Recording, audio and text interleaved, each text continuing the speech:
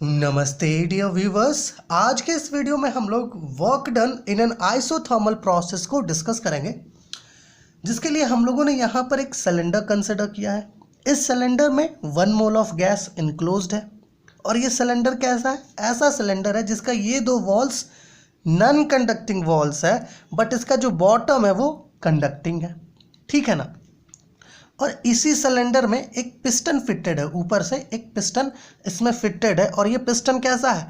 Non conducting piston है, friction less है और वेटलेस पिस्टन है, ठीक है ना।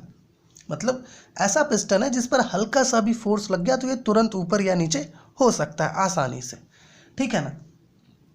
अब हम लोगों ने यहाँ पे लिखा है एरिया ऑफ CS, मतलब area of cross section of this cylinder. ये जो सिलेंडर है, इस सिलेंडर का एरिया ऑफ क्रॉस सेक्शन को हम लोगों ने कैपिटल A ले लिया है। नाउ हमें फाइंड आउट क्या करना है? Work done in an isothermal process, मतलब यहाँ पर जो प्रोसेस होगा वो आइसोथर्मल होगा। तो चलिए मान लेते हैं कि ये जो 1 मोल ऑफ गैस है, अगर ये गैस एक्सपेंड करता है आइसोथर्मली, ठीक है ना। ये जो गैस है, अगर ये गैस आइसोथर्मली एक्सपेंड करे, ऐसे एक्सपेंड करे कि इस गैस का टेम्परेचर बिल्कुल कांस्टेंट रहे, तो क्या होगा? यहाँ पर जब ये गैस एक्सपेंड करेगा तो ये पिस्टन हल्का सा ऊपर मूव करेगा, मतलब इस पिस्टन पर कुछ प्रेशर लगेगा। चलिए उस प्रेशर को P ले लेते हैं। और हमें पता है कि प्रेशर किससे इक्वल होता है? फोर्स बाई एरिया से। एरिया इसका क्रॉस सेक्शनल एरिया, ठीक है ना। तो इस पर कुछ प्रेशर लगा और ये पिस्टन जो है अपना इनिशियल पोजीशन को छोड़ करके मान लीजिए कोई अदर पोजीशन पे चला गया, जो हम लोग फिगर 2 में देख रहे हैं, ठीक है ना। पिस्टन का पोजीशन देखिए, वो dx डिस्टेंस ऊपर चला गया है, मतलब गैस जब एक्सपेंड हुई तो पिस्टन जो है इस पोजीशन से इस पोजीशन पर आ गया। तो ऑब्वियस सी बात है गैस कुछ वर्क डन करेगी, ठीक है ना। मतलब ये स्मॉल डिस्टेंस dx एक्सपेंड करने के लिए, या फिर आप ऐसा भी कह सकते हैं ये स्मॉल डिस्टेंस dx इस पिस्टन को ऊपर ले जाने में जो वर्क डन ये गैस कर रही है, वो वर्क डन कितना होगा? चलिए उस वर्क डन को हम लोग स्मॉल dw से डिनोट कर देते हैं। अब हमें पता है वर्क डन क्या होता है? फोर्स इनटू डिस्प्लेसमेंट होता है। अब आपके पास फोर्स को हम लोग F से डिनोट कर देते हैं और डिस्प्लेसमेंट आपके पास गिवन है, कितना वो डिस्प्लेस हुआ, दैट इज dx ना। अब क्योंकि फोर्स का वैल्यू नहीं है हमारे पास, तो फोर्स का वैल्यू तो हम लोग इससे निकाल सकते हैं ना, pressure is equal to force by area से। तो यहाँ पे हम लोग क्या लिख सकते हैं कि F is equal to PA। तो यहाँ पे क्या हो जाएगा? PA dx। अब अगर आप यहाँ पर अच्छे से समझें तो ये जो ADX है ना, ये एक्चुअली में वॉल्यूम को रिप्रेजेंट कर रहा है, जितना वॉल्यूम इंक्रीज हुआ है। अगर मान ले कि इनिशियली इसका वॉल्यूम V1 था, तो इस केस में इसका वॉल्यूम क्या हो गया? V1 प्लस dV, क्योंकि यहाँ से लेके यहाँ तक इसका वॉल्यूम, ये वाला जो वॉल्यूम है ये तो इंक्रीज कर गया ना, ठीक है। तो V1 प्लस dV, तो ये जो स्मॉल वॉल्यूम इसका इंक्रीज हुआ है, उस स्मॉल वॉल्यूम को dx हम लोग ले रहे हैं, क्योंकि इसका एरिया ऑफ क्रॉस सेक्शन क्या है? A, और ये कितना डिस्टेंस है यहाँ से यहाँ तक? dx। दोनों को मल्टीप्लाई करेंगे तो वॉल्यूम मिलेगा।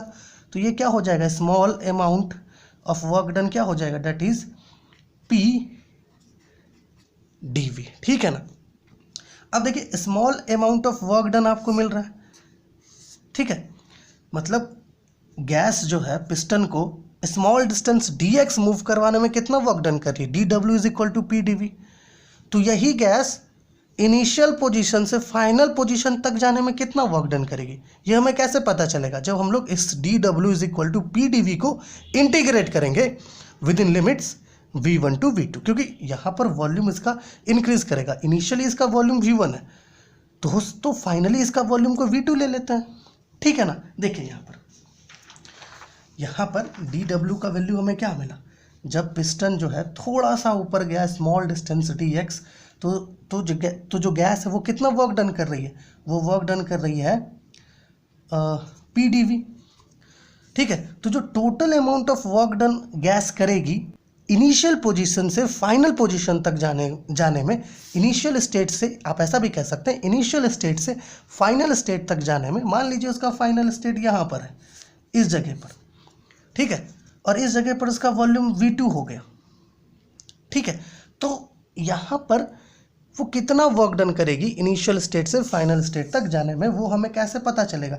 जब हम लोग इसको बोथ साइड्स इंटीग्रेट करेंगे, ठीक है ना, बोथ साइड्स इसको इंटीग्रेट करेंगे तो हमें इस चीज़ के बारे में पता चलेगा। देखिए यहाँ पर इसको इंटीग्रेट करेंगे तो W मिलेगा और इधर क्या होगा V1 V2 PdV। अब क्योंकि प्रेशर का वैल्यू आपके पास नहीं है, यहाँ पर अगर आप फोर्स बाय एरिया सब्स्टिट्यूट कर देंगे तो उससे कोई फर्क नहीं पड़ेगा। तो हम लोग क्या कर सकते हैं, हम लोगों को पता है गैस इक्वेशन के बारे में फॉर 1 मोल ऑफ गैस, ठीक है। 1 मोल ऑफ गैस के लिए गैस इक्वेशन क्या होता है, PV = RT होता है। अब यहाँ से आप क्या करिए कि V को इधर ले आइए तो क्या मिलेगा, P = RT/V। अब P का वैल्यू आपको मिल गया, इस वैल्यू को इधर सब्स्टिट्यूट कर दीजिए तो क्या होगा, W = integral V1 to V2 RT/V dV। अब R यहाँ पर क्या है, गैस कांस्टेंट, और टेम्परेचर, गैस का टेम्परेचर है ये T, जो गैस हम लोग ले रहे हैं उस गैस का टेम्परेचर है। तो आइसोथर्मल प्रोसेस है ना, इस प्रोसेस में तो टेम्परेचर कांस्टेंट है, तो R और T दोनों कांस्टेंट है, तो हम लोग क्या कर सकते हैं, इन दोनों को बाहर निकाल के लिख सकते हैं, that is RT V1 V2 dV/V। आप इसको इंटीग्रेट करिएगा ना तो आपको क्या मिलेगा, RT bracket log E V bracket V1 to V2। Okay, now work done W = RT, इसमें सब्स्टिट्यूट करेंगे आप तो आपको मिलेगा log E V2 minus log E V1, ठीक है ना। अब क्योंकि ये नेगेटिव में है तो आप इसको मतलब लॉग का फॉर्मूला के अकॉर्डिंग इसको आप डिवीजन के फॉर्म में लिख सकते हैं, that is W = RT log E V2/V1, ठीक है ना।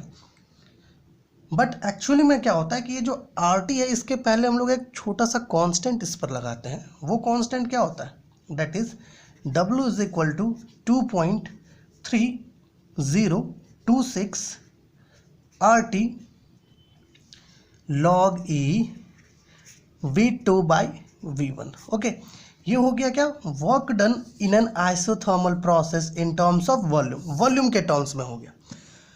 इसी एक्सप्रेशन को हम लोग प्रेशर के टर्म्स में भी लिख सकते हैं। अगर आपको याद हो तो जो आइसोथर्मल प्रोसेस होता है ना, उसका कुछ इक्वेशन होता है, आइसोथर्मल प्रोसेस का कुछ इक्वेशन होता है। क्या होता है, P1 V1 = P2 V2, मतलब इनिशियली उसका जो प्रेशर था और वॉल्यूम था उसका प्रोडक्ट, और फाइनली उसका जो प्रेशर है और वॉल्यूम है उसका प्रोडक्ट, ठीक है ना, V2 होगा यहाँ पर, ये दोनों इक्वल होता है। अब इसके हेल्प से हम लोगों को यहाँ पर एक इक्वेशन मिलेगा, वो क्या मिलेगा, देखिए P1/P2 = V2/V1, मतलब V2/V1 ये किससे इक्वल होगा, P1/P2 से, तो V2/V1 की जगह पर P1/P2 आप आराम से सब्स्टिट्यूट कर सकते हैं।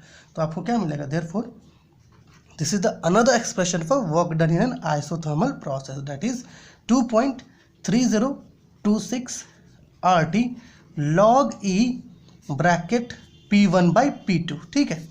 तो ये क्या हो गया, another expression for work done in an isothermal process.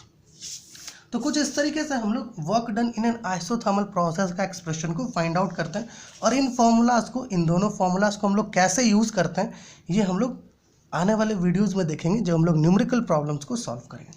तो आशा है आपको ये चीज़ समझ में आया होगा, और अगर आपको कहीं पर कुछ भी डाउट लगा हो तो प्लीज़ कमेंट कीजिए ताकि हम लोग आपका डाउट को क्लियर कर सकें, ठीक है।